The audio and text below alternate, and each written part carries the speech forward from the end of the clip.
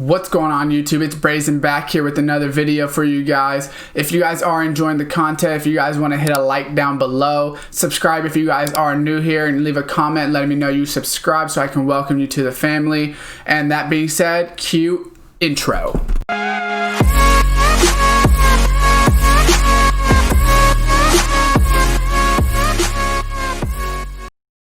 What's going on YouTube, and welcome back to another Madden 21 video for you guys here today. So we got the Yard deep dive in the gridiron notes, as we can read it right here. So we're going to go ahead and talk about everything and basically explain everything that they talk about and what I like about it, go over all of that obviously. So right here, welcome to the Yard. So if you guys don't know what the Yard is, it's basically a 6v6 mode where it's pretty much backyard football. I don't know if you guys ever have played backyard football like in your neighborhoods or at parks or with friends, whatever the case is. But basically, it's a different rule set. You could, as long as you're behind the line of scrimmage, anyone can throw the ball as many times. All this crazy other stuff that goes on. People pitch the ball a bunch and lateral it because usually it's played on smaller teams. It's not 11 on 11. And you play both sides of the ball as well, not like the NFL. So that's basically what it explains. It's kind of like flag football, 7-on-7. You guys probably have played a lot of these, types of things where, Mississippi's are in place. You have like these countdowns to rush the quarterback. You like a blitz like a certain amount of times and things like that. Line up anywhere. Anyone could be quarterback at any time. All of that crazy stuff. So the Yard gameplay. How do you gameplay the backyard into Madden 2021? So it is an 80-yard by 40 yards field.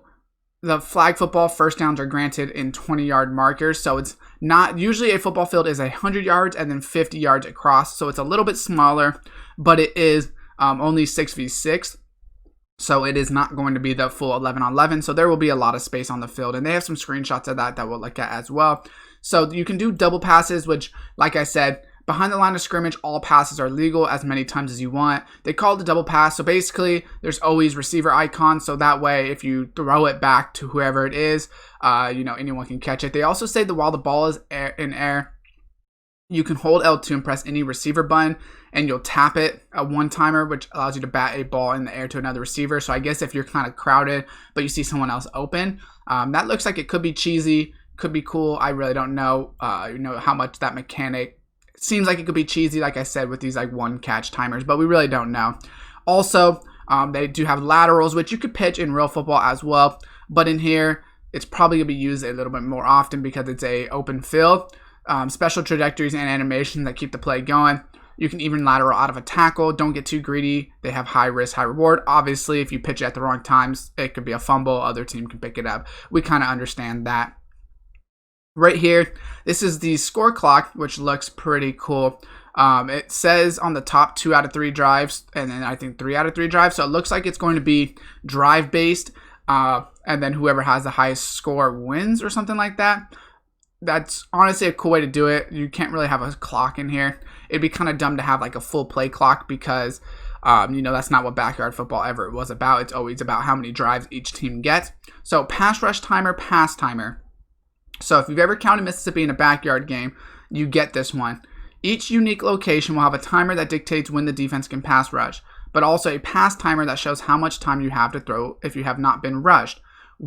Our standard is a 1-second pass rush and a 4-second pass timer.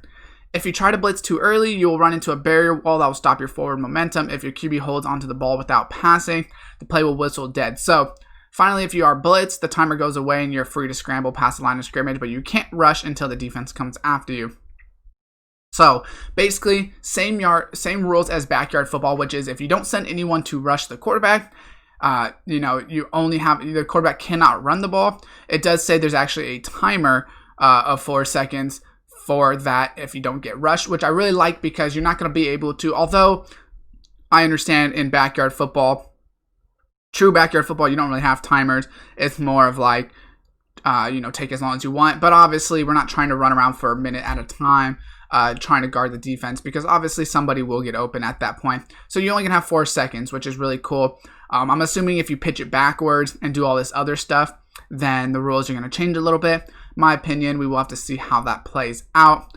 But if you do blitz them after that second, is what it sounds like, then the quarterback can take off and run. So upgrading speed is going to be important for the quarterback. So right here, it does say no blitz, and it looks like there is a timer on the play. Once again, we have to see how this really is going to fully play out, but it does sound cool nonetheless. And I really like also that none of these players have the same jerseys on offense. I don't know if you guys can really see it because we can't click on it. But this guy looks like Packers, Vikings, looks like Bears or Bengals, looks like Bears mainly. But which is really cool is maybe we could all have our own unique design without having to all be the same team, kind of like a backyard football game, right? So multi-snap, another tool you have in your arsenal is the ability to snap to any player on the field. Multi-snap, so just use L2 to bring up a prompt and then press the button icon for the player to snap the ball. Otherwise, you will snap to your QB. If you snap to a receiver lined up at the line of scrimmage against a DB, you won't have much time to drop back. So you don't really want to snap to a receiver probably, but snapping to the running back and things like that will be really cool. Because it's backyard football once again. Anybody could play quarterback and running back at the same time, and all of that cool stuff. So right here, it looks like a cool juke move. I don't know if he caught it behind his back or if that's like a juke with putting the ball behind his back, but it does look pretty cool nonetheless. Right here are kind of like the Rams jersey. This looks like this is actually Jalen Ramsey from what I can see, but he's wearing some cool jerseys, which hopefully we're gonna be able to lock them, make our own cool designs and all of that. Which from mobile, looks like we're going to be able to, if you guys have played the mobile version at all. Scoring in the Yard. The Yard has a special scoring system that rewards that type of creative playmaking that makes the game special. So touchdowns are worth 6 points. Scoring a touchdown with a double pass or lateral, 2 bonus points. So just a quick tip on that. Let's say I throw a huge downfield pass and I'm wide open for a touchdown and I have a player 5 yards behind me on my team and no defensive round. You're probably just going to want to lateral and get that extra bonus points to go ahead and get extra points. Or if you're down by 8 points, or let's say, you need those extra points or something, or maybe you're down by 10 points. So you're going to need those extra bonus points as well as the extra point tries. Then you're going to have to pitch it and things like that. If you score a touchdown longer than 40 yards, also a bonus point.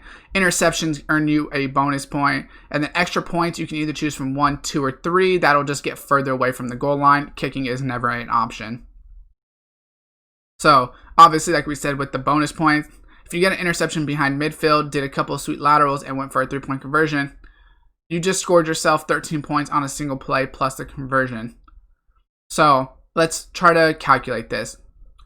You get an interception, that's 1 point. You score the touchdown, which is 6, that's 7. 8, 9, 10, 11, 12. So they're counting each lateral as a point. Oh no, sorry, each lateral is 2 points. So let's see if it works out that way. 6, 7, 8, 9, 10, 11, 12. Yeah, I don't get it. I'm not understanding the math on there, but it is a yard drive or is a drive based system like Superstar KO as well. Standard is each 3 drives. Each possession matters, and then obviously as you get on, it will go on. Something that's really cool to think about, which they haven't announced it yet, or it might be in the rest of this post, but what I'm thinking is there might be some like tournaments. I don't know if you guys have played Call of Duty with the gunfight tournaments, where it's like bracket play and every time you load up and you go to the next round. I think they could really do that with this since it is only 3 drives at a time, because the wait time won't be too long in between rounds because, clocks won't be that much different since it is drive based. So I think that could be really cool. So halves to each, pass rush timer 1 second, pass 4 seconds. So it does tell you everything, which is really cool with all the rules. Modified college OT system. Each team gets a drive. After 3 drives, each team gets single plays to score until there's a touchdown and a winner. That is overtime. The Yard Playbooks. So what it says about the playbooks is it's about what you create. So there's a single playbook with all of these different plays that everyone is going to be able to do. So something that is really interesting, which, once again, I can't click in, but do you guys see how the middle linebacker, or sorry, not the middle linebacker, but the lineman is also running for passes? So I will talk about this more when we go to the positions, but it's actually not going to be as bad to be a center if you're able to just have like a wide receiver build or something like that. The whole point of these plays, the way they made it, is this way you could switch up and do whatever you want. So it encourages you to create new moments, direct snap to your halfback, who pitch it back to your QB, who throws a bomb to a receiver, pitch it back to another wide receiver, whatever, a bunch of stuff like that. So next up is actually the prototypes. The prototypes are based on NFL stars, past and present. They are models for you to play in the yard. You'll start off with a couple prototypes per position. Positions, yes, there is positions, but you do play both sides of the ball. You select where you're going to go on the side of the field. So right here, this is the QB safety selection. And then right here is like the chart. So it says QB, strong safety, lines up on offense as the QB, lines up on defense as the safety, and you call the offensive plays. Middle linebacker, center.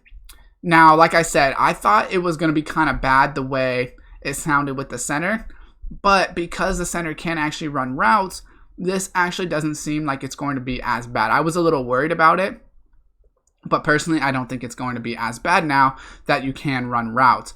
Halfback, outside linebacker is the head coach. So ideally, most people are obviously going to have quarterback, strong safety. I'm sure if you're in a team of 3, you have to have that. Somebody's probably going to be middle linebacker, center. I'm assuming, honestly, it's going to be one of those things where it does make you do it because you choose the defense. Maybe not, and it'll just pass the defense on to someone else. But we will have to see about that. And then halfback, linebacker will probably be the third one because, you want that halfback because you could probably do a lot of cool stuff with him as well. And then he's also the head coach. So it says the position will inform you how to play, but doesn't mean you have to play that way. You could choose the lineup at QB, but choose a wide receiver-based prototype while your best friend lines up on the outside with your QB. Then you would focus on behind-the-line passes for multi-snap passes to your actual QB to kick off the play. So like it says, this is just where you line up at, but it doesn't mean you actually have to play like that. Your running back could be your QB build, and you always just direct snap it to your running back, but you play as the QB. That way you could be the safety, right? So that's a cool way to think about it. Definitely something I'll be talking about with my friends for sure. So there are 3 main components to your prototype's loadout: X Factor, abilities, and skill points. Each prototype comes with a unique X Factor that you cannot change. So this one, looks like first one free. These X Factors have unlocks in the yard that are different than standard Madden and are more directly related to overall performance on the field than specific unlocks you see in other modes. Just pull up the coach cam to see the specific progress towards activating it. Next up are abilities. We grant you a few to start, but you unlock more by leveling up the prototypes in your binder or by playing Face of the Franchise Rise to Fame. Each prototype can slot 2 superstar abilities of your choice. So basically playing the yard or playing Face of the Franchise is going to level you up to get more abilities. So that's pretty interesting as well. Definitely something I'm going to want to see. Then there's skill points. Skill points are earned by leveling up your prototype you are currently using. You can use these skill points to accentuate specific traits of your prototype. So as you guys can see right here, we got speed, finesse running, throw accuracy, catch, and tackle. So defense doesn't really get a lot besides tackle, apparently. So you can use skill points to accentuate specific traits. You may notice the modifier section. So this is height, 6'2", weight, throw power, carry, and then catch in traffic. A green up arrow means they have max skills in that area, but if the arrow is down in red, you shouldn't expect much in that skill. The height and weight also dictate how big you'll be on the field. If you make him 7 foot 300, he'll take up half the screen on the menu. Depending on your event, your teammates will be filled out automatically, or you have the chance to pick them for your team yourself. So something that looks really cool as well. Once your position and prototype are set, you will see your team. In most games against the CPU, we will draft a team of NFL superstars to join you. They will be randomly picked from the players assigned. Each location in the World Tour will have different players that you can play with and against, which they will explain with the World Tour. The Yard also supports squad plays.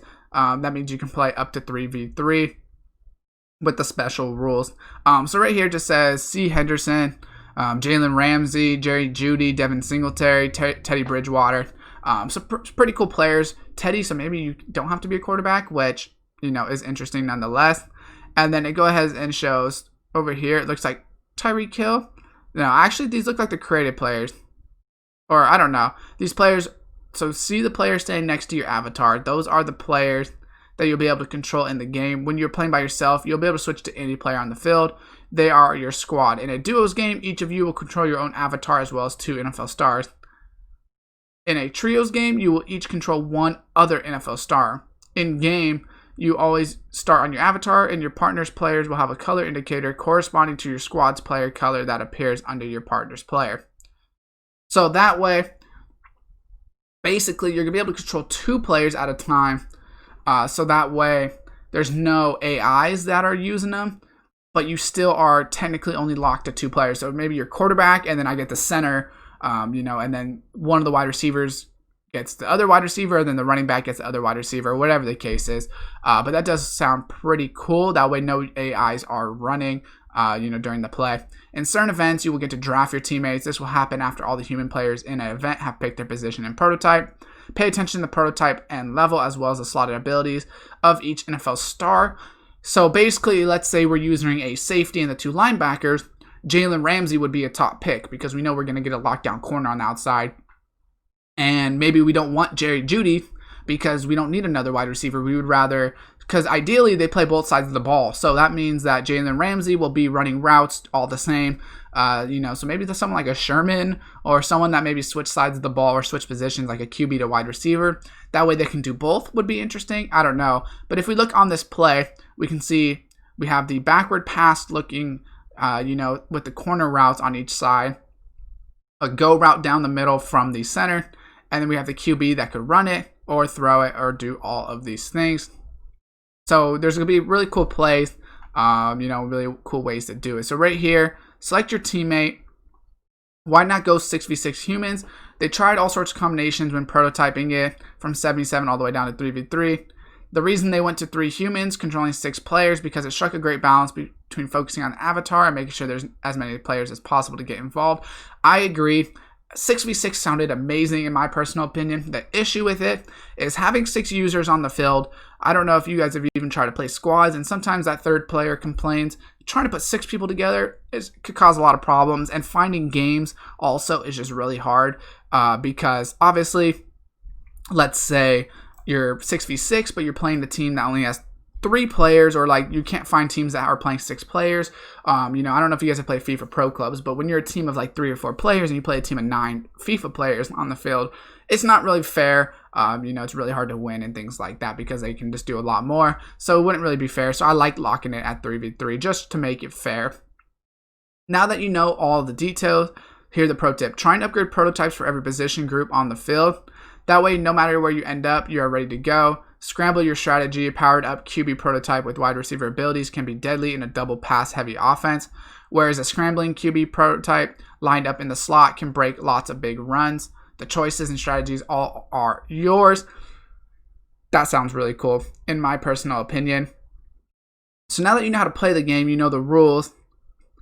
Now we want to know what the Yard World Tour is. At the launch, we'll have 4 venues that you will be able to experience. Miami Port, kind of looks like the Call of Duty ports, but basically it's that little port looking field. Looks pretty cool. Lambeau Tailgate, so you'll be outside of Lambeau Field. We'll introduce you to Packer Stars up here. FOB Nico, Forward Operating Base. Combine Stars, who found the dog in them. And then the last one looks like it's going to be Brand Football Festival. Berlin's famous gate brings you to Pro Bowl stars in Europe, so some of the hardest challenges. So each one of these locations have unique challenges that you can take on. For instance, at the FOB, you take on single drive drills with changing field position, or in Miami, you will face the first and goal situations. These locations may also change during the duration of the pass rush timer. In future, who knows what they'll come up with. Gears and challenges. So how can I make this bigger? So here we go. Since we got 7 right here, we can make it bigger. So this is just some cool different. We see the little glitch thing with the little cool helmet right here. You can go ahead and choose your jersey, which also, you're going to be able to choose if you want it up, down, things like that. I think this is the visor. You can do stop, this little cat type thing, the flames. A lot of cool options that I'm seeing right here. You're going to get to choose your helmet, which is also amazing. The face mask. You get to choose what kind of sleeves you want, if you want any sleeves. If you want full arm sleeves, half arm sleeves, things like that. Gloves, gold gloves look really cool, not gonna lie. And then right here, these are the other sides of the gloves, which you can do left, both, whatever the case is, but they do look really, really cool. So 2,000 individual pieces of gear at launch, more to come. You'll be able to create your own style with unique everything. Also, you can create new like pants, jerseys. I know in mobile at least, you don't even have to wear pants. You can wear like sweats or shorts and things like that. So that's really cool as well to see some of that. And then there are 2 gear loadouts for both home and away. Home and away teams in the yard are distinguished by the home jersey wearing dark and the team wearing light and away. You'll be earning cred to unlock gear while you play, but there are also other ways to progress and earn new gear and rewards. First, leveling up each individual prototype will earn you gear unique to that prototype. Each venue also has new gear that you can get by ranking up or via head-to-head when that venue is active. Each season has a level ranking path that will unlock you new gear as well. The challenges in head-to-head events for each location are scored on more than just win and loss. They have a minimum score that you must achieve to get ranking points. If you pass it, you will get ranking points and more gear and all of that stuff. So it's not really one and dones, but instead as an obstacle course that you use to power up your prototypes and get ready for the crucible of head-to-head yard games. So future of it, they will be launching new prototypes for you to level up, new locations, new legends, icons, NFL stars, fresh new gear. So that was a really, really cool read and kind of understanding it. I don't know about you guys, but this has me super hyped. Now, obviously, I'm going to be playing Ultimate Team as well. Don't get me wrong. But this mode right here might just be the future of Madden. And I know that Ultimate Team has kind of carried Madden for the last 10 years. I know a lot of people like franchise. I get it. It's a very popular game mode. But franchise is just franchise. You build a team. There's not much, they can change little stuff in it, but there's not much. But this is like a new overhaul game mode that, in my opinion, is going to bring a lot of new faces to Madden. For players that maybe never wanted to grind Ultimate Team because they always just want to play like created player modes. This is going to be a huge upgrade for that, in my opinion. And I'm really excited that Madden did it. And it sounds really fun.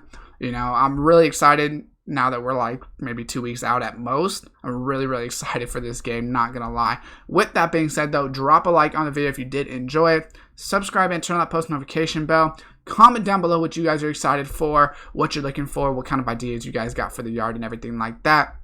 And as always, I will see you guys next time.